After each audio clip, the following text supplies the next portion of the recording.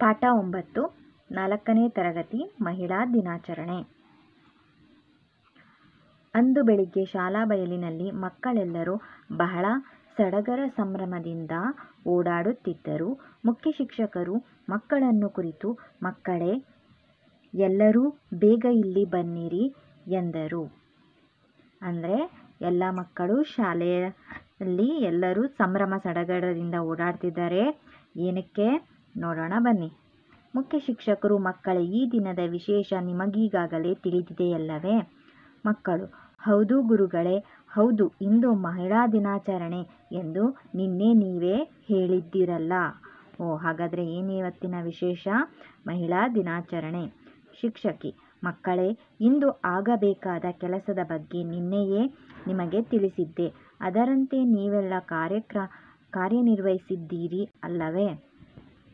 ಮಕ್ಕಳು, "ಹೌದು ಮೇಡಮ್, ನೀವು ಹೇಳಿದಂತೆ ಶಾಲಾ ಆವರಣ ಸ್ವಚ್ಛ ಮಾಡಿದ್ದೇವೆ. ತಳಿರು ತೋರಣ ಕಟ್ಟಿ ರಾಷ್ಟ್ರಕ್ಕಾಗಿ ದುಡಿದ ಅನೇಕ ಮಹಿಳೆಯರ ಭಾವಚಿತ್ರಗಳಿಗೆ ಹೂಮಾಲೆ ಹಾಕಿ ಸಿಂಗರಿಸಿದ್ದೇವೆ." ಮಕ್ಕಳು ಶಿಕ್ಷಕರು ಹೇಳಿದ ಎಲ್ಲ ಕೆಲಸಗಳನ್ನು ಮಾಡಿದ್ದಾರೆ. ಶಾಲಾ ಆವರಣವನ್ನು ಸ್ವಚ್ಛಗೊಳಿಸಿ ತಳಿರು ತೋರಣಗಳನ್ನು ಕಟ್ಟಿ ರಾಷ್ಟ್ರಕ್ಕಾಗಿ ದುಡಿದ ಅನೇಕ ಮಹಿಳೆಯರ ಭಾವಚಿತ್ರಗಳಿಗೆ ಹೂಮಾಲೆಯನ್ನು ಹಾಕಿದ್ದಾರೆ. ಶಿಕ್ಷಕರು, "ಹಾಗಾದರೆ ನಾವೆಲ್ಲ ಕಾರ್ಯಕ್ರಮ ನಡೆಯುವ ಸ್ಥಳಕ್ಕೆ ಹೋಗಿ ಅತಿಥಿಗಳನ್ನು ಸ್ವಾಗತಿಸೋಣ ಬನ್ನಿ."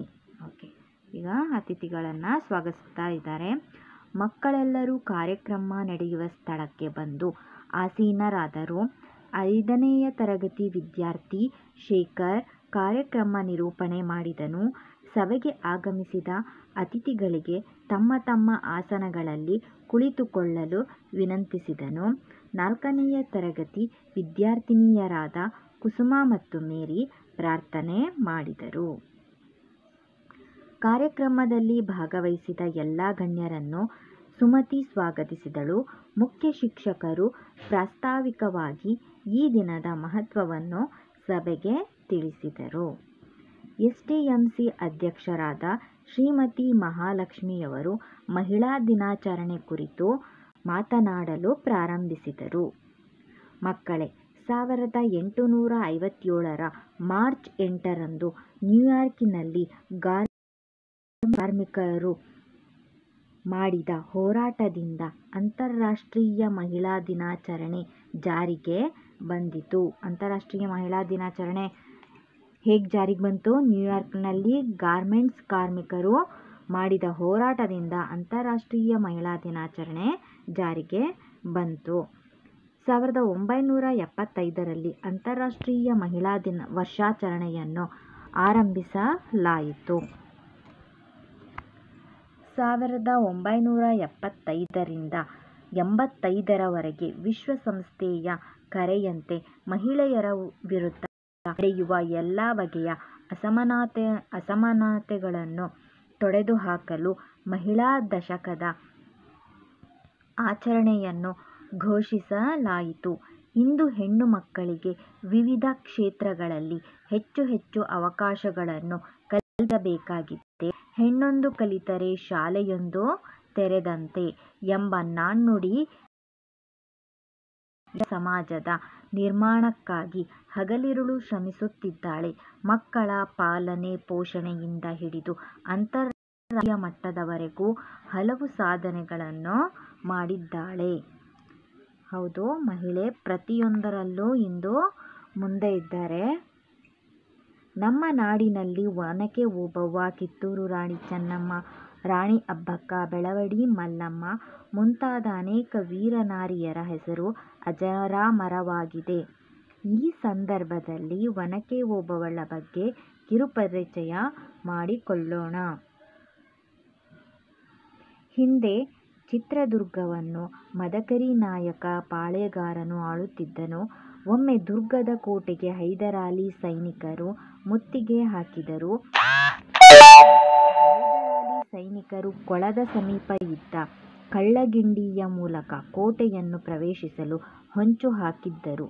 ಆ ಕಳ್ಳಗಿಂಡಿಯ ಮೂಲಕ ಒಬ್ಬೊಬ್ಬರೇ ಕೋಟೆಯ ಒಳಗೆ ಹೋಗಲು ಸಿದ್ಧರಾದರು. ನಿಮಗೆಲ್ಲರಿಗೂ ಒನಕೆ ಓಬವ್ವಳ ಕತೆ ಗೊತ್ತಿದೆ ಅಲ್ವೇ? ಒನಕೆ ಓಬವ್ವ ಹೇಗೆ ಹೈದರಾಲಿಯ ಸೈನಿಕರನ್ನು ಹೊಡೆದಳು. ಓಬವ್ವ ಕೋಟೆಯ ಒಬ್ಬ ಕಾವಲುಗಾರನ ಹೆಂಡತಿ. ಆಕೆ ತಣ್ಣೀರು ಕೊಳದ ಹತ್ತಿರ ನೀರು ತರಲು ಕೊಡವನ್ನು ಹಿಡಿದು ಬಂದಳು. ಆಗ ಕಳ್ಳಗಿಂಡಿಯ ಹತ್ತಿರ ಪಿಸುಗುಟ್ಟುವ ಧ್ವನಿ ಕೇಳಿಸಿತು. ಶತ್ರು ಸೈನಿಕರು ಕೋಟೆಯೊಳಗೆ ನುಸುಳಲು ಹವಣಿಸುತ್ತಿದ್ದರು. ಇದನ್ನು ಅರಿತ ಓಬವ್ವ ತನ್ನ ಗುಡಿಸಲಿಗೆ ಹೋಗಿ ಒನಕೆಯನ್ನು ತಂದಳು. ಕೈಯಲ್ಲಿ ಒನಕೆ ಹಿಡಿದು ಆ ಕಳ್ಳಗಿಂಡಿಯ ಮಗ್ಗುಲಿಗೆ ನಿಂತುಕೊಂಡಳು. ಒಳನುಸುಳಿ ಬರುತ್ತಿದ್ದ ಹೈದರಾಲಿ ಸೈನಿಕರನ್ನು ಒನಕೆಯಿಂದ ಹೊಡೆದು ಸಾಯಿಸಿದಳು. ಹೀಗೆ ನೂರಾರು ಸೈನಿಕರು ಹತರಾದರು. ಆಗ ನಾಯಕನು ದಂಡಿನೊಡನೆ ಆ ಸ್ಥಳಕ್ಕೆ ಬಂದನು. ಓಬವ್ವಳ ಸಾಹಸಕ್ಕೆ ಬೆರಗಾದನು. ದುರ್ಗವನ್ನು ರಕ್ಷಿಸಿದ ಓಬವ್ವಳನ್ನು ಕೊಂಡಾಡಿದನು. ಒನಕೆ ಓಬವ್ವಳನ್ನು ಕನ್ನಡ ನಾಡಿನ ಜನರು ಮರೆಯುವಂತಿಲ್ಲ. ಆಕೆಯ ಸಾಹಸದಿಂದ ಯುದ್ಧದಲ್ಲಿ ದುರ್ಗಕ್ಕೆ ಜಯ ಲಭಿಸಿತು. ಹೀಗೆ ಅನೇಕ ಮಹಿಳೆಯರು ತಮ್ಮ ಪ್ರಾಣದ ಹಂಗನ್ನು ತೊರೆದು ಸಾಧನೆಗೈದಿರುವರು. ನಾವೂ ಸಹ ಇಂತಹ ಸಾಧಕ ಮಹಿಳೆಯರ ಆದರ್ಶಗಳನ್ನು ಪಾಲಿಸಿಕೊಂಡು ಈ ದೇಶದ ಉತ್ತಮ ಪ್ರಜೆಗಳಾಗಿ ಬಾಳೋಣ ಎಂದರು. ಮಕ್ಕಳೆಲ್ಲರೂ ಉತ್ಸಾಹದಿಂದ ಭಾಷಣವನ್ನುವುದರಲ್ಲಿ ಮೈಮರೆತಿದ್ದರು. ವಿದ್ಯಾರ್ಥಿನಿ ಫಾತಿಮಾಳು ಎಲ್ಲರಿಗೂ ವಂದನೆಗಳನ್ನು ಸಲ್ಲಿಸಿದಳು. ಕಾರ್ಯಕ್ರಮ ರಾಷ್ಟ್ರಗೀತೆಯೊಂದಿಗೆ ಮುಕ್ತಾಯವಾಯಿತು. ಎಸ್ಡಿಎಂಸಿಯವರ ಸಹಕಾರದಿಂದ ಎಲ್ಲರಿಗೂ ಸಿಹಿ ಹಂಚಲಾಯಿತು. ಇಲ್ಲಿ ಪದಗಳ ಅರ್ಥಗಳಿದೆ. ಒಂದೊಂದು ವಾಕ್ಯದಲ್ಲಿ ಉತ್ತರ ಬರೆ. ಅಂತಾರಾಷ್ಟ್ರೀಯ ಮಹಿಳಾ ವರ್ಷಾಚರಣೆಯನ್ನು ಯಾವಾಗ ಪ್ರಾರಂಭಿಸಲಾಯಿತು?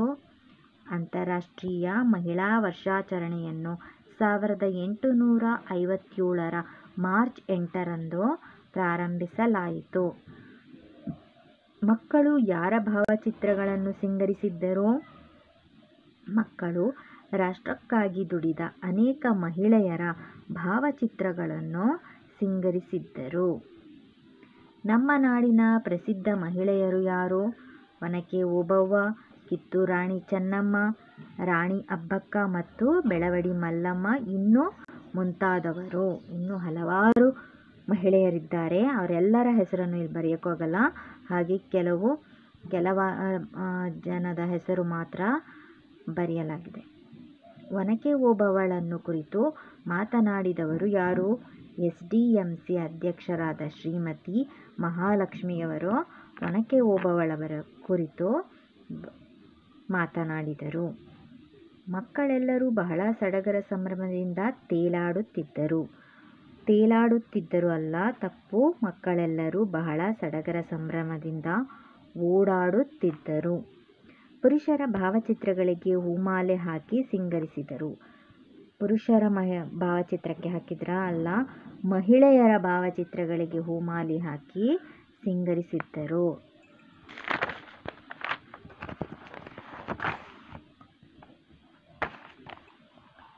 ಮಕ್ಕಳೆಲ್ಲರೂ ಶಾಲಾ ಕೊಠಡಿಗೆ ಹೋಗಿ ಕುಳಿತರು. ಮಕ್ಕಳೆಲ್ಲರೂ ಕಾರ್ಯಕ್ರಮ ನಡೆಯುವ ಸ್ಥಳಕ್ಕೆ ಬಂದು ಕುಳಿತರು. ಓಬವ್ವ ತನ್ನ ಗುಡಿಸಲಿಗೆ ಹೋಗಿ ಕೊಡಲಿಯನ್ನು ತಂದಳು. ಕೊಡಲಿ ತಂದ್ಲಾ? ತನ್ನ ಗುಡಿಸಲಿಗೆ ಹೋಗಿ ಒನಕೆಯನ್ನು ತಂದಳು. ಇಲ್ಲಿ ಬಿಟ್ಟಿರುವ ಸ್ಥಳದಲ್ಲಿ ಸರಿಯಾದ ಪದ ಬರೆದು ವಾಕ್ಯವನ್ನು ಪೂರ್ಣ ಮಾಡಿ. ಹೆಣ್ಣೊಂದು ಕಲಿತರೆ ಶಾಲೆಯೊಂದು ತೆರೆದಂತೆ. ತೊಟ್ಟಿಲು ತೂಗುವ ಕೈ ದೇಶವನ್ನು ಆಳಿತು. ಓಬವ್ವ ಒಬ್ಬ ಕಾವಲುಗಾರನ ಹೆಂಡತಿ. ಇಲ್ಲಿ ವಿರುದ್ಧಾರ್ಥಕ ಪದ. ಹಗಲು ഇരുಳು, ಹಿಂದೆ ಮುಂದೆ, ಜಯ ಅಪಜಯ, ಒಳಗೆ ಹೊರಗೆ.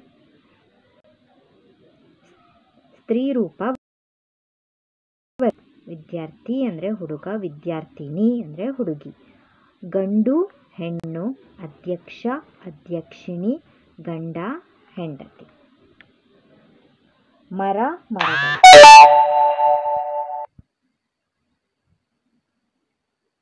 ಏಕವಚನ, ಬಹುವಚನ.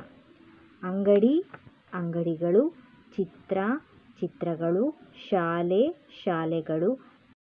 ಪ್ರಜೆಗಳು. ಗುಂಪಿಗೆ ಸೇರದ ಪದ ಗುರುತಿಸಿ ಬರೆ. ಮಹಿಳೆ, ಹೆಣ್ಣು, ಹೆಂಗಸು, ಇಳೆ.